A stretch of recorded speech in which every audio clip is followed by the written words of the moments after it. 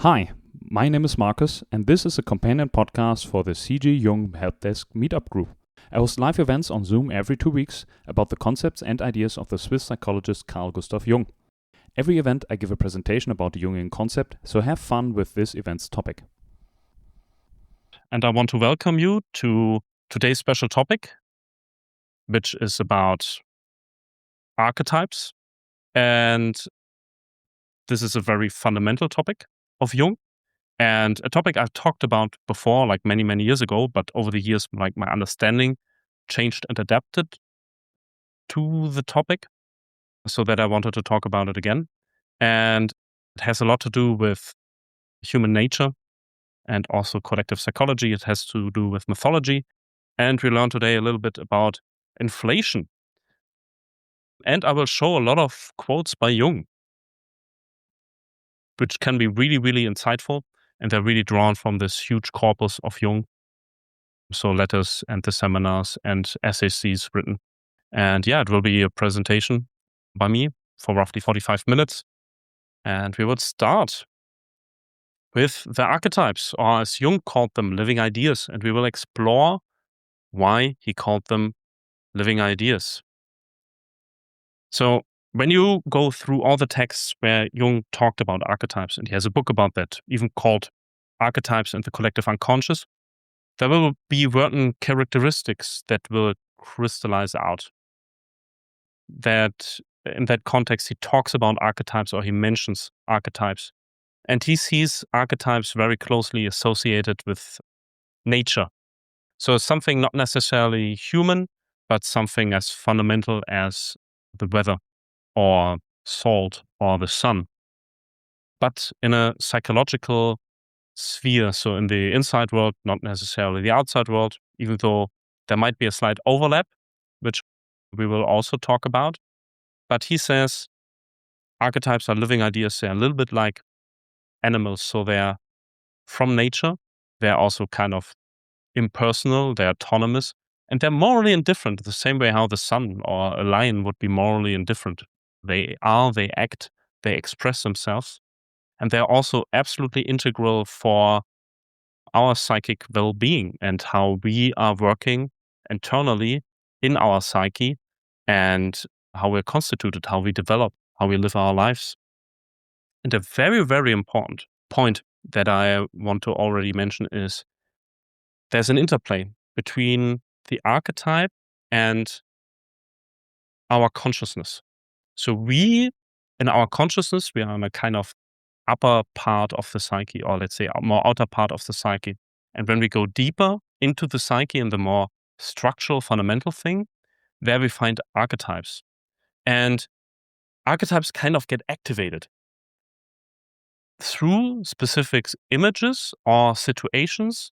Something within us becomes active and acts then through us. And this is an archetype. And this is what this event will be about. And Jung associates archetypes also very much with an image and an emotion. So again, something that can be outside, like an image, but also an emotion which is inside of us. This already sounds a little bit complicated. And this has a reason, and this is like a fundamental, let's say, problem with understanding Jung. Jung has multiple definitions for the same term that he's using. So I went into the text and tried to see where he uses archetypes and in what way he uses archetypes. And this is why I broke it down into 3 different definitions.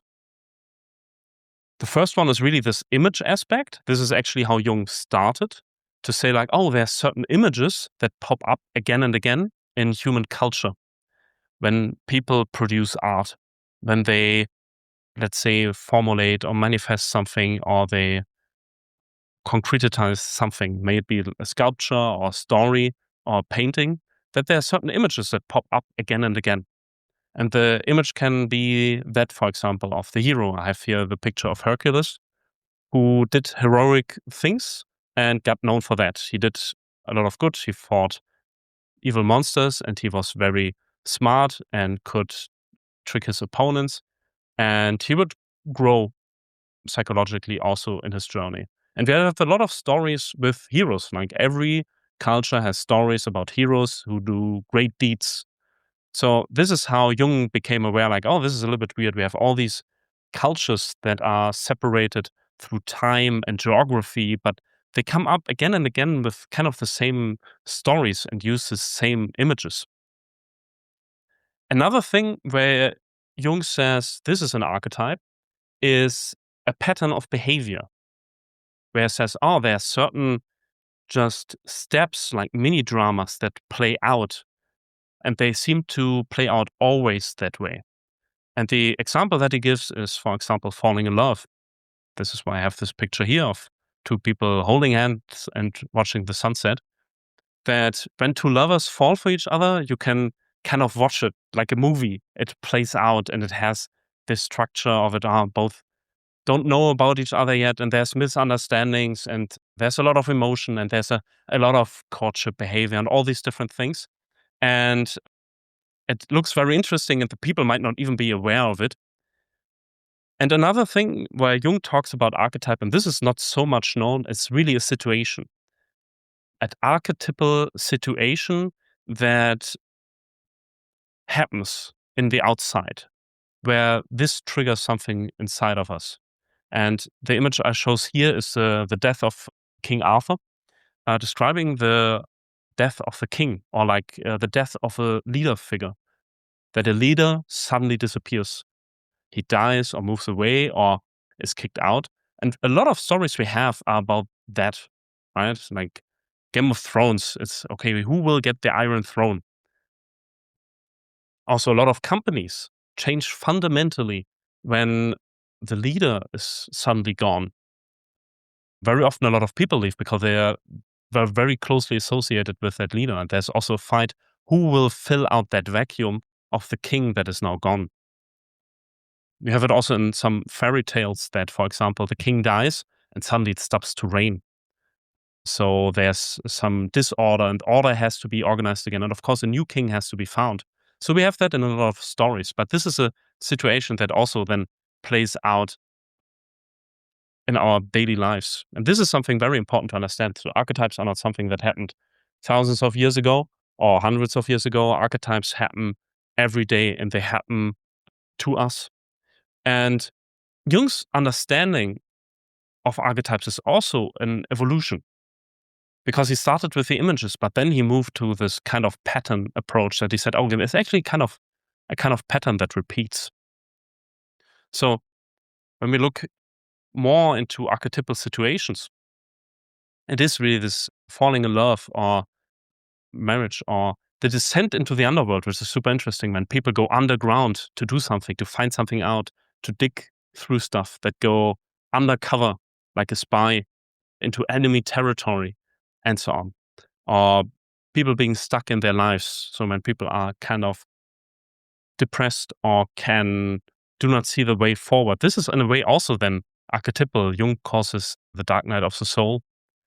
And of course then the hero being then also a kind of archetype that can be triggered within oneself when it's needed from the situation. There's an extreme situation and sometimes people rise up to the occasion, that they go beyond themselves to do very heroic things. And Jung looked at all these things, so the artistic things, but also the human behavior, to find their commonalities and try to understand it, why people seemingly psychologically change in their behavior and also their understanding of the world. So Jung sees there this interplay of image and emotion. And you kind of have both to have an archetype. So an archetype is within us, but we want to express it outwards. But an archetype can also be outwards, and that causes something in us, an emotion that causes us to do things. So this is why he says here in the quote, they are both images and emotions. And one can only speak of archetype when these two aspects are present at the same time. And I have here a picture which is quite interesting because it popped up at a lot of revolutions in Asia in the last year. This is from Indonesia, but also you have it in Nepal. This is the flag from One Piece, which is an anime. But the protesters that are generally young go to these protests to fight police, to fight soldiers, and they bring this flag. And Jung would say this is not a coincidence. Something within them causes them to do that. And they do that, again, geographically separated at different places because it represents something. It stirs up something in them. It's about resistance. It's about, let's say, freedom. It's about rebellion and also energy. So this is then expressed in this flag. So someone came up with this story, created then all this imagery, and it speaks to people. So people pick it up and then use it in their own life, for example, when they try to overthrow their government. Similarly to the American flag, which also pops up quite often, for example, in the protests in Hong Kong. So there are certain images and certain emotions that are then intertwined. And Jung talks about that he says, archetypes are full of energy. They're human forms of life, have a tremendous attraction, and they grip one again and again if one doesn't look out. So an archetype does something with us. So it is in us, it does something with us, and we also experience it outside. And he says, archetypes have one really, really big advantage. They are not random. They are within us. They are in the collective part of our psyche. He has a very evolutionary approach. He says, there are certain situations that happened so often in the past that they became kind of ingrained in us. So when human beings are born, we're not empty. We already have these images, these patterns of behavior, these emotions within us. Every human being that is born has it, and then it expresses itself through that human being. And he says the very, very big advantage is that certain things happened so often in the past that we are kind of smarter than we know. It means that we in our consciousness, what we know, how we would describe ourselves to another person, like, this is my name, this is my age, these are the things I've been done, and these are the things I want to do. He says there's a more complete psyche below that can be activated in the right situation. And this is what these quotes are about. They serve as an essential safeguard against situations in which one might lose one's composure. Whenever a panic situation arises, whether external or internal, the archetypes step in and help a person react in an instinctively appropriate way, as if they had always known the situation. They react the way humanity has always reacted. That is why this mechanism is vital. Meaning, we have the archetype of the hero because people acted heroically in the past. We have the archetype of a relationship because people got into relationships in the past. We have the archetypes of mother or father because people had mothers and fathers also in the past. So there's already an understanding, like a repertoire, a toolbox of behavior available to us, not necessarily actively, but it comes out at the right situations when it is needed. In the movie Castaway, where he gets stranded on an island and has to survive, and we kind of have that still in us, that we find a way how to survive in nature. And he's very proud when he makes fire. And this is, I think, a feeling everyone can associate with, especially men, when they make fire in the wild. There's a special numinous fascination about it, a quality. It speaks to something very integral within ourselves. So when we come to the ends of our wits, then the archetype begins to function. For since eternity, man has gone through situations with which he could not cope, where instincts had to step in and solve the situations, either in a cunning way or by a coup de force. Interestingly enough, Tom Hanks played in another movie called Sully, where he plays this pilot that saved the plane that crashed into the Hudson River in New York. And it was an absolutely crazy maneuver he did, and it worked out because he was highly, highly capable, but he also kept his calm because they got something activated inside of him that's based on a real story. And you have that very often, that people rise to the occasion under circumstances and become then heroes. And these are the people we like to hear about and we tell stories about.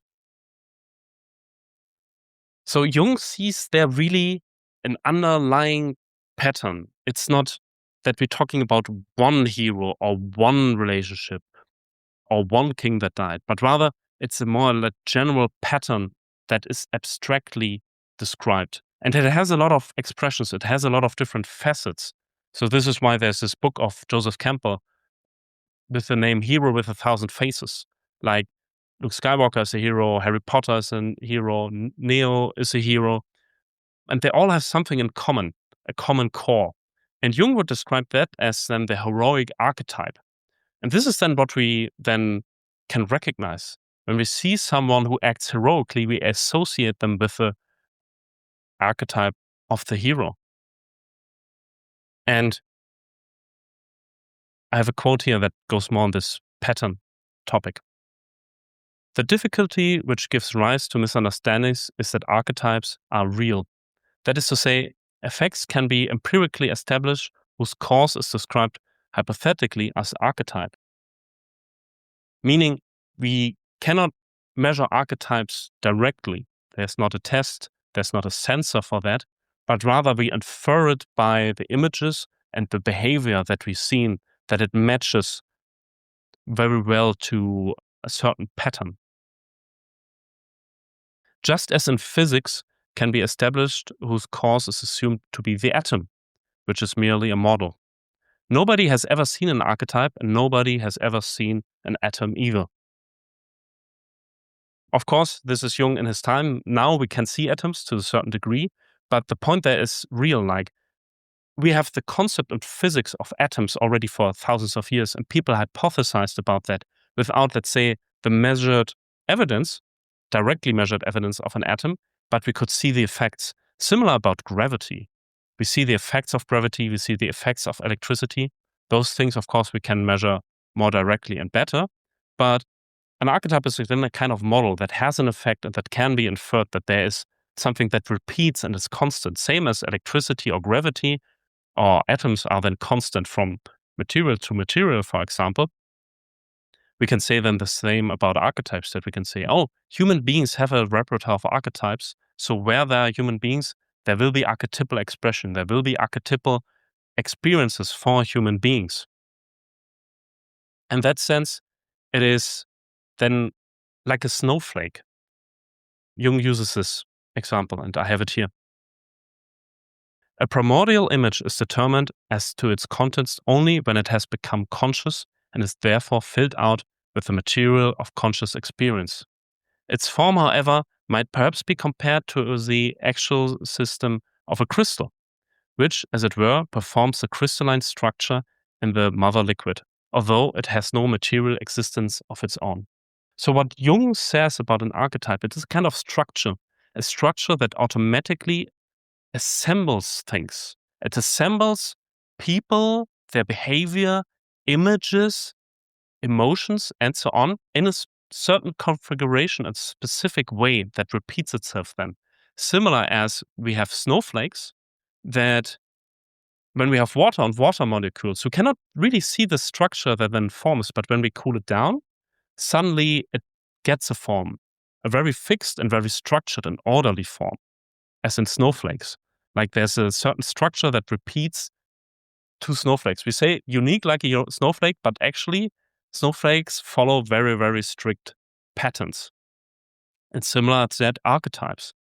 And this is then what Jung tries to elaborate on and try to describe these patterns that are within ourselves and that express themselves in our lives. And they express themselves in a huge degree in art. So I already brought examples from movies, I brought examples from mythology and other stories. So it is really that it seems to be when humans have the possibility to express themselves, they do it very often in an archetypal way. So I have here several quotes for that. The primordial image or archetype is a figure, may it be a daimon, a human being, or a process that constantly recurs in the course of history and appears wherever creative fantasy is freely expressed. And there are no inborn ideas, but there are inborn possibilities of ideas that set bounds to what even the boldest fantasy and keep our fantasy activity within certain categories. A priori ideas, as it were, the existence of which cannot be ascertained except from their effects. So here on the right, I have the example from Titanic with Rose and Jack.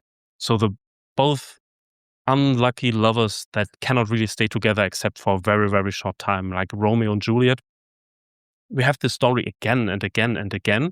And people come up with these stories, they like these stories, and they like to consume these stories. So we have there very much genres. We have romantic movies, we have horror stories, we have adventure stories, we have war, we have detective stories, and they all follow a kind of pattern, a kind of meta story that can be inferred. But even though that they follow quite rigid pattern, for example, a love story, they meet, they don't find together, then they are together, then they are brought apart again, and then they reunite, or they are separated forever. We still like this story and to experience it again and again and again. So those people who can do this very well can become very rich, such as artists. And this is what Jung talks about here. Whoever speaks in primordial images speaks with 1,000 voices. He enthralls and overpowers, and while at the same time he lifts the idea he is seeking to express out of the occasional and the transitionary into the reals of ever enduring. So human beings will have love stories from now until forever. And we had them already in the past, and they will stay with us.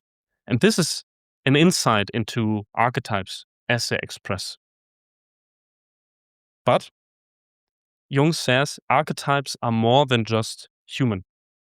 He says, yes, we have them, yes, we experience them, but actually he says animals also have them. And I guess they're even easier for us to realize and to see in animals, because animals don't necessarily have a culture. They don't have a way of expressing or codifying things for people to learn. They don't write things down. So birds build nests, salmons swim upstream, and we have all this very, very complex behavior, which can only be explained by the fact that they already have this knowledge inside of them, these patterns of behavior, these instincts that they then act out if they want to get a partner, or when they fight an enemy, when they explore new things.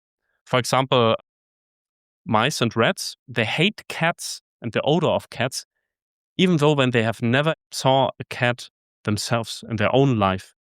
And this is then this contrast in the psyche that we have. We have our own experience and our own life, everything we lived through personally, but in the background, we have this ancient knowledge that can be activated and help us.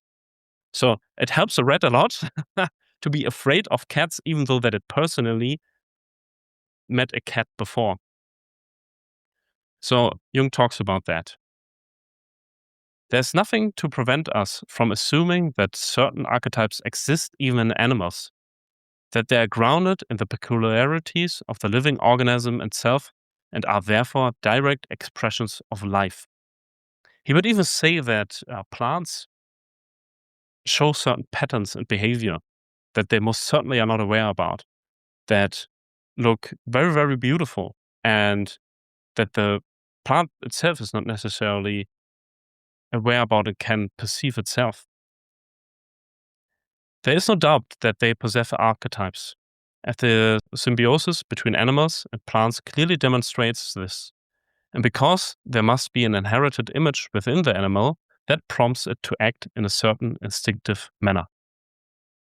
So male and females of the animals find together even though that they might have never seen each other before.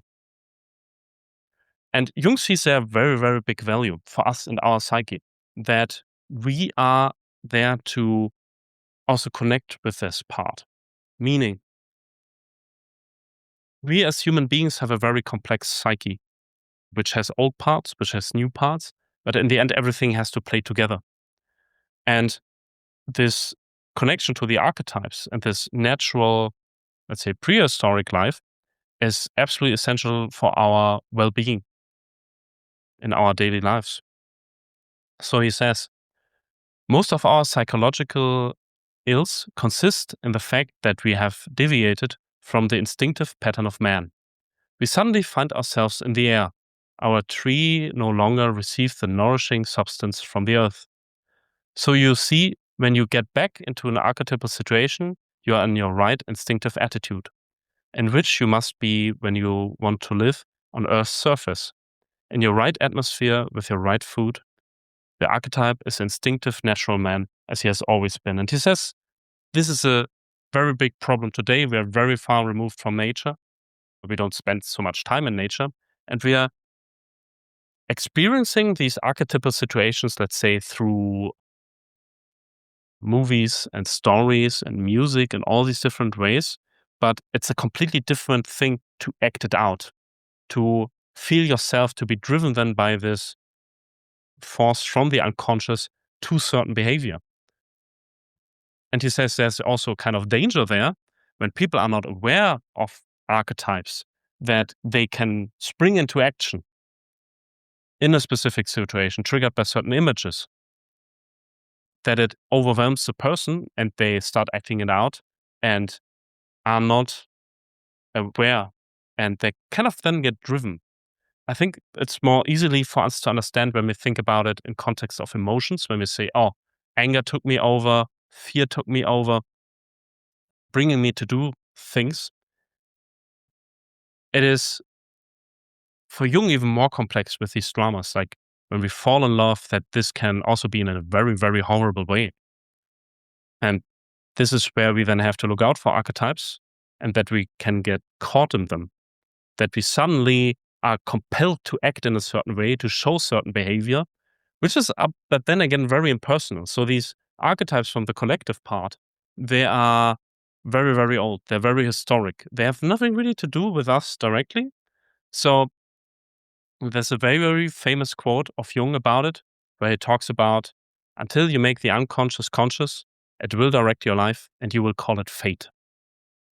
And also, when a situation occurs which corresponds to a given archetype, that archetype becomes activated and a compulsiveness appears, which is like an instinctual drive, given its way against all reason and will, or else produces a conflict of pathological dimensions. And if you're on the right side, image from Tristan and Isolde, a very famous story from Great Britain about two lovers. It's a love story. It's supposed to be like one of the first modern love stories. And they are very much in love with each other, but they kind of do horrible things.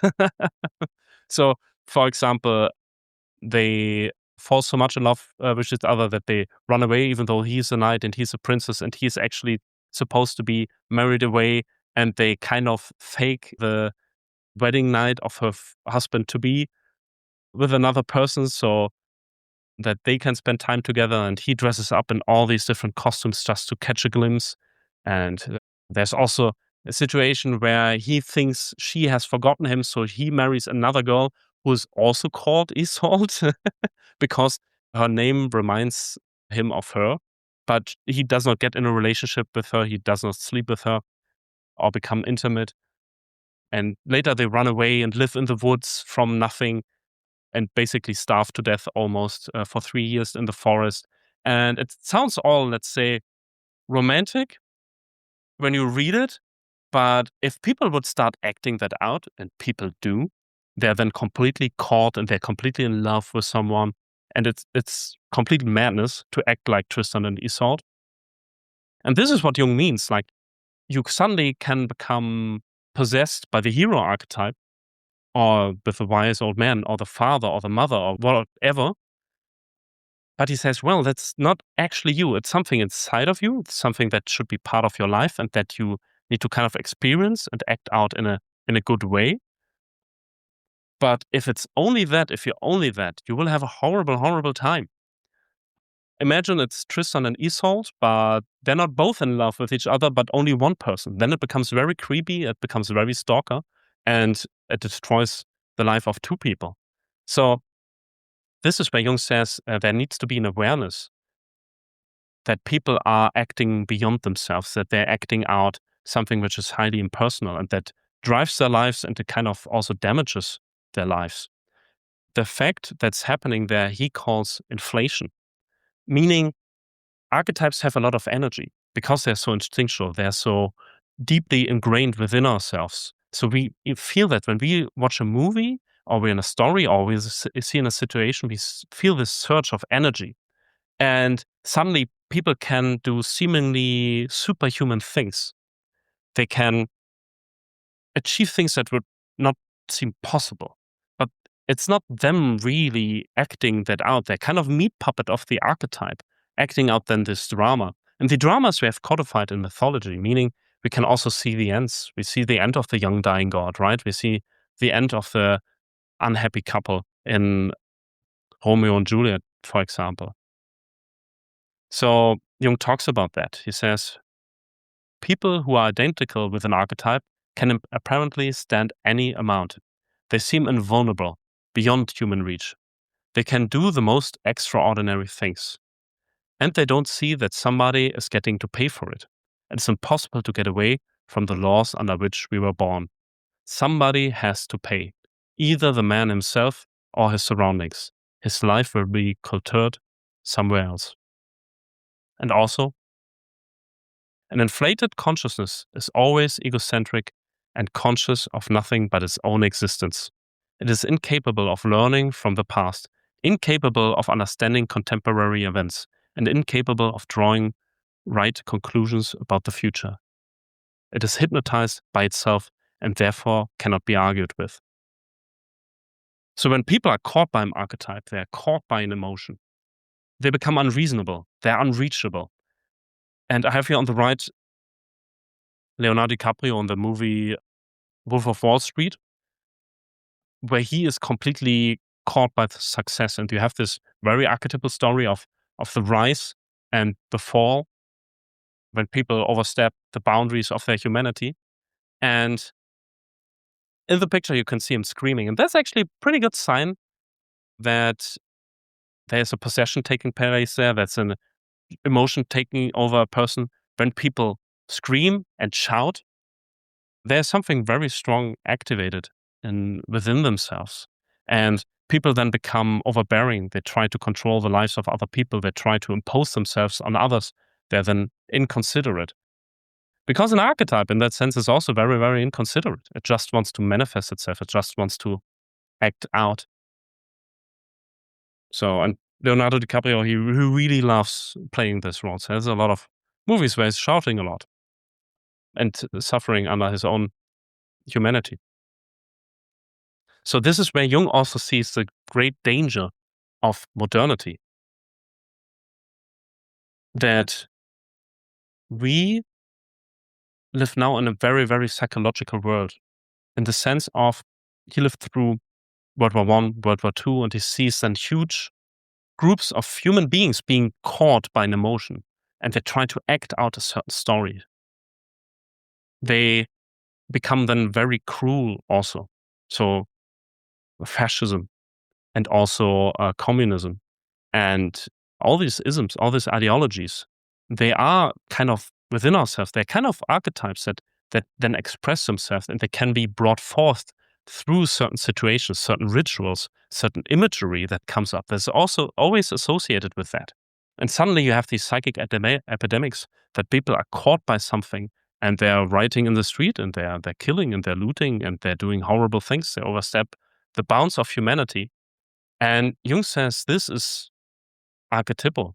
This is something that happens, that men and women and groups of people get possessed by an emotion because it's a commonality, right? This is why it's a collective unconscious. It's something that is within a big group of people, that within all human beings.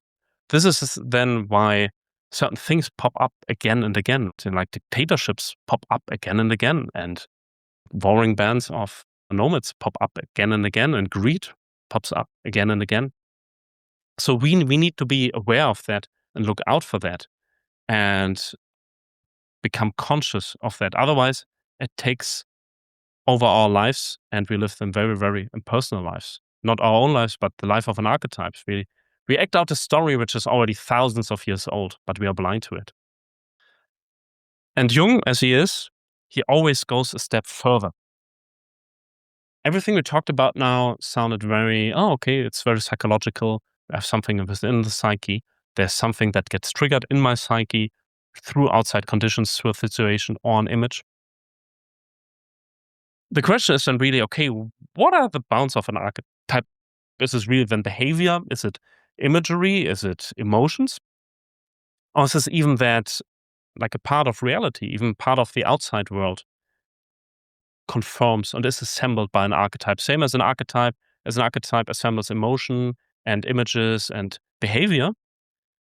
He says, under certain circumstances, archetypes also let things happen outside. And this concept is called synchronicity. Those are meaningful coincidences. And he has written a book about it, Synchronicity, an acausal connecting principle. And it's a very complicated concept, meaning that the things that are happening outside can correspond to the psychic situation that one is in. In Greek theater, this is called pathos, which means, for example, when a character is sad, that it rains and stuff, so on, and when they're in a good mood, that the sun shines.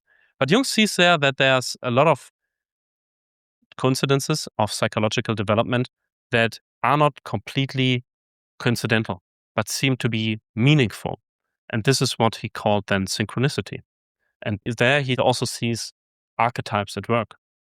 He says, when archetype prevails, we can expect synchronistic phenomena. This means acausal correspondences, which consist in a parallel arrangement of facts in time. So he says, when somebody dies, there's sometimes weird things happening around that time. For example, people could dream of their death, or people could become aware of it on the other side of the world. This is some dream and vision that Jung had about a friend of his, where he then later found out that it was exactly at that date. So it is kind of an archetype is felt throughout the world. And this is a really, really complicated topic in the sense that Jung sees their kind of psychic layer going through reality, and also they're manifesting certain things. So when an archetype is constellated within yourself, that kind of the outside world is also rearranging itself to give that archetype expression. This is why you then have people like Alexander the Great or Napoleon that seem to be very, very successful and seem to be, there's a lot of, like, say, lucky coincidences that go in their favor and stuff that kind of works out for them when they then act this out. So Jung saw there, again, something that is not completely a coincidence, but rather this also has a meaning. And that would bring us to a kind of summary of today's event, that what archetypes are. So archetypes can be an image, it can be a pattern of behavior, or a situation. And it has to do with an expression that happens through us, that can express itself then in art, in our behavior, in our lives. And in that sense, it can be then the greatest help, because it can be access to ancient wisdom of the past, of humanity, how things has worked in the past, and they worked seemingly, otherwise we would not be here. But they're also a great danger to one's personal life, that one's life is taken over by them, kind of kidnapped. And we have to find their balance, because we cannot really get rid of them. They are really indispensable for life, and they are important for our psychological well-being, that we're connected to them and that we're experiencing them. This is why we love art so much, and music and movies and so on, because it touches something within ourselves. And this is what Jung talks about here. The appearance of an archetype in our psychology is always a moment of the greatest danger, as well of the greatest hope. And I would want to thank you for listening, paying attention, and I hope you learned something about archetypes today and can find archetypes now in stories and movies, maybe even in your own life or in the life of others. This is also a lot of fun. This was this event's topic. Thanks for tuning in. If you're interested in learning more about Jung, please check out the description.